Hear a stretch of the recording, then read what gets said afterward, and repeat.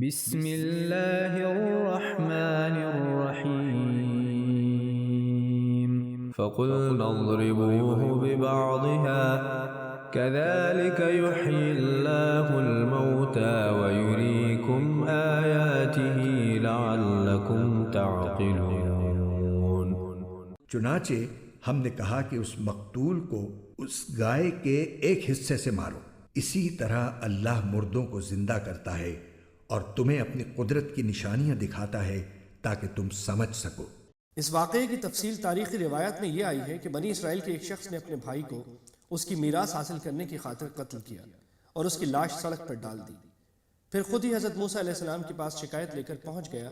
کہ قاتل کو پکڑ کر سزا دی جائے۔ اس موقع پر حضرت موسیٰ علیہ السلام نے اللہ تعالیٰ کے حکم سے انہیں گائے ذبح کرنے کا کہا جس کے اوپر واقعہ گزرا ہے۔ جب گائے ذبح ہو گئی تو آپ نے فرمایا کہ گائے کا کوئی عضو اٹھا کر مقتول کی لاش پر مارو تو وہ زندہ ہو کر قاتل کا نام بتا دے گا۔ چنانچہ ایسا ہی ہوا اور اس طرح قاتل کا پول کھل گیا اور وہ پکڑا گیا۔ قاتل کی دریافت کے لیے یہ طریقہ اختیار کرنے کا ایک فائدہ تو یہ ہوا کہ قاتل کو کوئی بہانہ بنانے کا ہر راستہ بند ہو گیا، اور دوسرا فائدہ یہ کہ مردوں کو زندہ کرنے کی خدائی طاقت کا عملی مظاہرہ کر کے ان لوگوں کی زبانیں بند کر دی گئیں جو دوسری زندگی کو ناممکن سمجھتے تھے۔ غالباً اس واقعے کے بعد ہی بنی اسرائیل میں یہ طریقہ جاری ہوا